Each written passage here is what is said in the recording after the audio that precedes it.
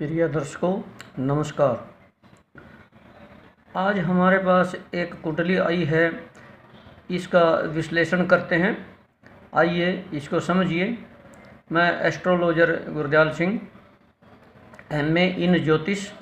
आइए कुंडली का अध्ययन करते हैं। यह तुला लगन की कुंडली है और इसके द्वितीय भाव में मंगल देव विराजमान हैं, चतुर्थ भाव में चंद्र देव विराजमान हैं, पंचम भाव में बुध हैं, षष्ठम भाव में सूर्य और राहु हैं, सप्तम भाव में शनि और शुक्र हैं और द्वादश भाव में गुरु वक्री है और केतु देव विराजमान है। आइए कुंडली का अध्ययन करते हैं। सबसे पहले लगन को लेते हैं। तुला लगन की कुंडली है जिसमें लग्नेश सप्तम भाव में शनि के साथ बैठे हुए हैं। अब सप्तम भाव में जब शनि और शुक्र दोनों बैठे हैं तो इनकी सप्तम दृष्टि लगन पर जा रही है। शनिदेव की सप्तम दृष्टि लगन पर जाने से और साथ में लगन का कमज़ोर होने से इनका मानसिक तनाव हर समय रहेगा, हर समय कमज़ोर मानसिकता रहेगी। इनके दिमाग पर हर समय एक डर बना रहेगा, इनके मन में हर समय एक डर बना रहेगा।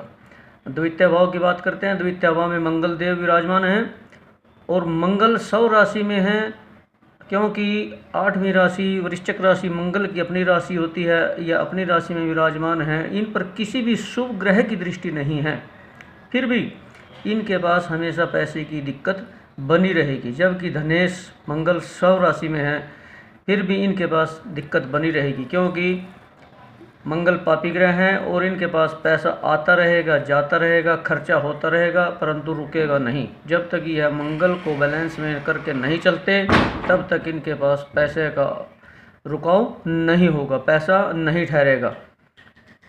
और अगर यह पैसे को रोकना चाहते हैं तो उस पैसे का इन्वेस्ट करें, उसकी एफडी करवाए या भूमि प्लाट में उस पैसे को लगाएं, अन्यथा वह पैसा खर्च होता रहेगा। द्वितीय वो वाणी का भी होता है, खान पान का भी होता है। वाणी इनकी जुबान इनकी कड़वी रहेगी, खान पान में इनका कोई फरेज नहीं होगा। जो द्वितीय भाव होता है या गले के रोगों का भी होता है, इनको गले का रोग भी होगा, जैसे थायराइड वगैरह गले के रोग इनको वो भी होंगे। अब बात करते हैं हम तृतीय भाव की। तीसरे भाव का स्वामी गुरुदेव द्वादश भाव में विराजमान हैं।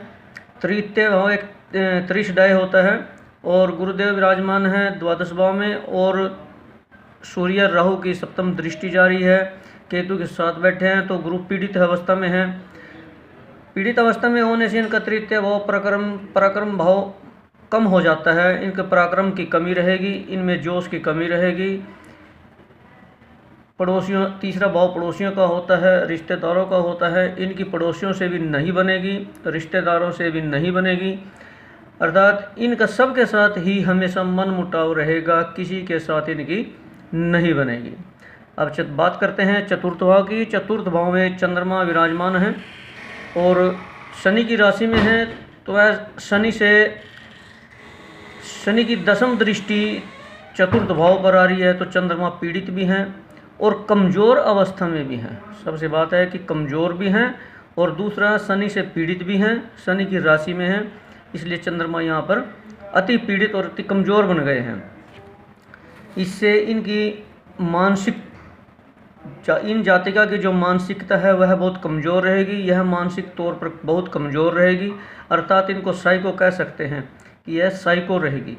इनकी माता का स्वास्थ्य भी कमज़ोर रहेगा और चंद्रमा माता का कारक है। इनकी माँ इनको अपने दबाव में रखेगी, यह जातिका अपनी माँ के कहने में चलेगी, जैसा इनकी माँ कहेगी यह वैसा ही करेगी। अब चतुर्थ भाव हमारे वर्तमान परिवार का भी होता है, तो वर्तमान परिवार में पारिवारिक झगड़े भी रहेंगे, झगड़ों का माहौल रहेगा और यह जातिका सारी उम्र अपनी माँ के कहने में चलकर अपने चतुर्थ भाव को खराब करेगी, यानी कि अपने परिवार के माहौल को खराब करती रहेगी।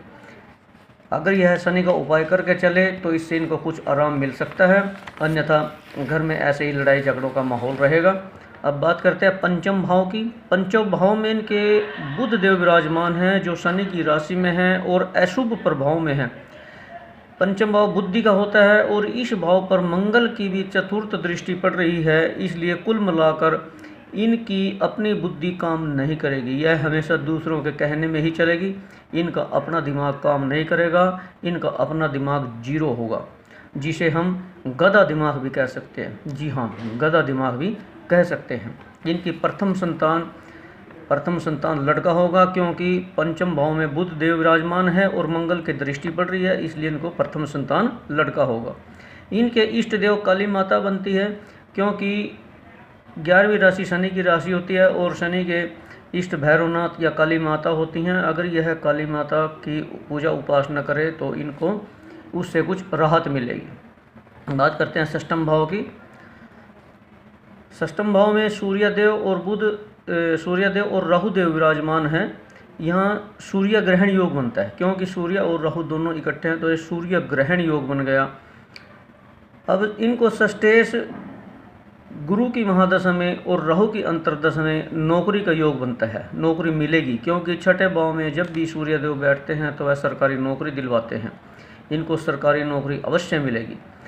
अब यहाँ पर एकादश भाव के स्वामी सूर्यदेव और षष्ठम भाव में बैठे हैं। जब भी 11वें भाव का स्वामी 6, 8, 12 में बैठेगा तो वह गरीबी योग बनेगा। तो इनकी कुंडली में अति गरीबी योग बनता है, अति दरिद्र योग, क्योंकि लाभेश षष्ठम भाव में बैठे हैं और मंगल द्वितीय भाव में बैठे हैं और किसी भी शुभ ग्रह की दृष्टि नहीं है, तो इनका यह अति गरीबी योग बनता है।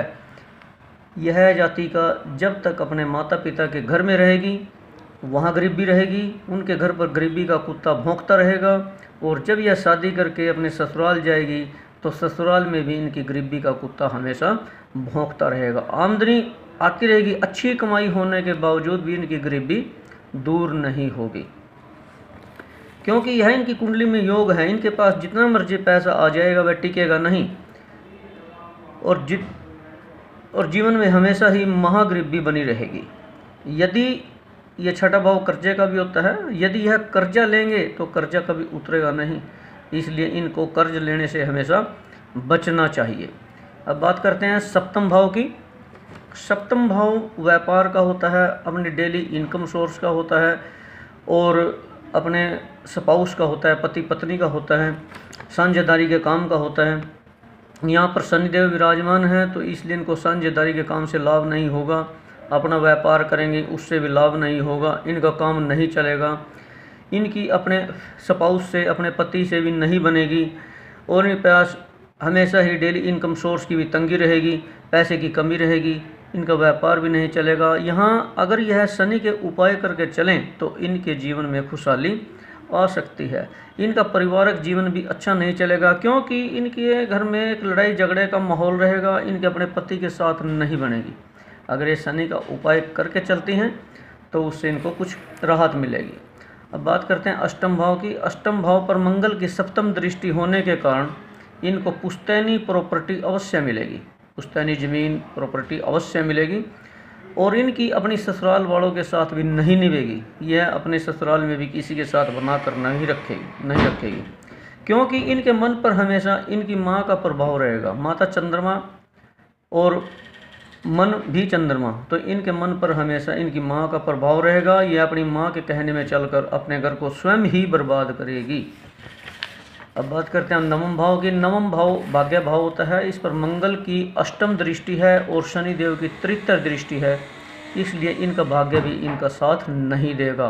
भाग्य में बहुत संघर्ष है, क्योंकि भाग्येश बुध भी पाप प्रभाव में होकर अशुभ हो रहा है। इनको अपने भाग्य का साथ पाने के लिए मंगल और शनि का उपाय करके चलना चाहिए। अगर यह मंगल और शनि का उपाय करके चलती हैं तो इनको भाग्य का साथ मिलेगा, अन्यथा बहुत संघर्ष है, भाग्य का साथ नहीं मिलेगा।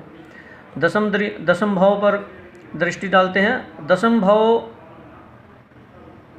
का स्वामी चंद्रमा चतुर्थ भाव में बैठा है और दसम भाव पर उसकी सप्तम दृष्टि पड़ रही है। चंद्रमा कमज़ोर अवस्था में है और पीड़ित भी है, इसलिए इनको दसम भाव कर्म का होता है, इनको कामकाज की हमेशा दिक्कत रहेगी। सरकारी नौकरी मिलने के बावजूद भी इनको काम की दिक्कत रहेगी। इनका कर्म इनका साथ नहीं देगा, पैसे की दिक्कत हमेशा ही बनी रहेगी, रोज़गार भी इनका नहीं चलेगा। अब बात करते हैं एकादश भाव की 11वें भाव का स्वामी सूर्य है, छठे भाव में बैठा है, राहु से पीड़ित है। इसको अपने बड़े भाइयों का भी सुख नहीं मिलेगा, क्योंकि एकादश भाव बड़े भाई बहनों का होता है, तो इसको अपने भाइयों का भी सुख नहीं मिलेगा, अपने फ्रेंड सर्कल का भी सुख नहीं मिलेगा, क्योंकि 11वें भाव का स्वामी छठे भाव में चला गया है और राहु से पीड़ित है। यहाँ बड़े भाइयों का सुख नहीं मिलता और गरीबी योग बनता है कि इन पर हमेशा ही महादरिद्र योग रहेगा।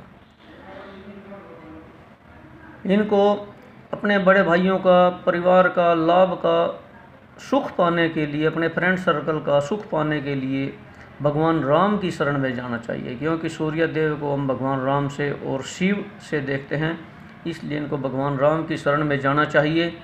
इनका लाभेश सूर्य राहु के साथ बैठा है, इनके लाभ भाव को भी खराब कर रहा है। जब तक यह राहु के उपाय करके नहीं चलेंगे तब तक इनको इससे ना तो किसी काम से लाभ होगा, ना ही भाइयों के सुख मिलेंगे, ना ही फ्रेंड सर्कल से इनको कोई फ़ायदा होगा।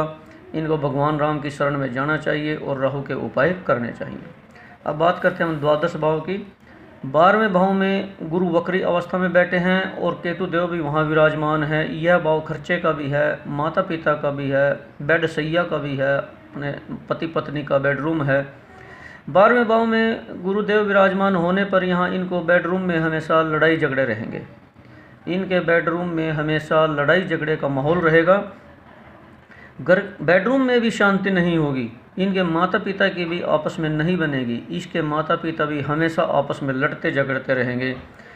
इनका खर्चा, क्योंकि द्वादश भाव का स्वामी पंचम भाव में बैठा है और पंचम भाव प्रथम पुत्र का भी होता है, तो इसलिए इनका खर्चा अपने प्रथम पुत्र पर ही ज़्यादा होगा और उन पर यह ज़्यादा खर्चा करेंगे।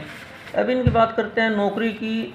जब इनकी गुरु की महादशा में राहु की अंतर्दशा आएगी तब उस टाइम इनको सरकारी नौकरी मिलेगी, और जब शनि की महादशा में राहु की अंतर्दशा आएगी तब यह नौकरी छोड़ देंगे, क्योंकि इनका माइंड डिस्टर्ब होगा, राहु इनको परेशान करेंगे और यह उस परेशानी में अपनी नौकरी छोड़ देंगी। जब शनि की महादशा में गुरु की अंतर्दशा आएगी और शनि की प्रत्यंतर दशा आएगी, उस समय इनके परिवार में खलबली मचेगी, बहुत अधिक मानसिक पीड़ा मिलेगी, और यह तब तक रहेगी जब तक शनि की महादशा में गुरु की अंतर्दशा है और गुरु की अंतर्दशा में शनि की प्रत्यंतर दशा है। और इसमें सुधार तब आएगा जब शनि की प्रत्यंतर दशा खत्म होगी। उस टाइम में इनके तलाक के योग भी बनते हैं, जीवन साथी से अलग होना पड़ेगा, चाहे वैसे अलग रहें या तलाक लेकर अलग रहे, परंतु इनको अलग होना ही पड़ेगा। अपने परिवार को बचाने के लिए अलग होने में ही भलाई है।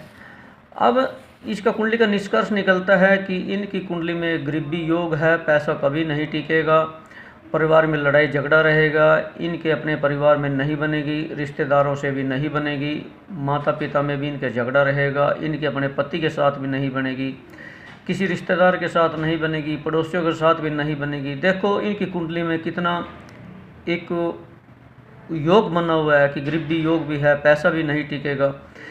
अगर यह अपने कुंडली को बैलेंस में करके चले, मंगल, शनि और राहु के उपाय करके चलें, तो इनका इसमें कुछ सुधार हो सकता है, अन्यथा सारी ज़िंदगी ऐसे ही निकल जाएगी। अगर आप भी अपनी कुंडली का विश्लेषण करवाना चाहते हैं, सब चीज़ को समझना चाहते हैं, तो नीचे दिए गए डिस्क्रिप्शन में हमारे मोबाइल नंबर पर संपर्क कर सकते हैं और अपनी कुंडली का विश्लेषण करवा सकते हैं। जय श्री राम।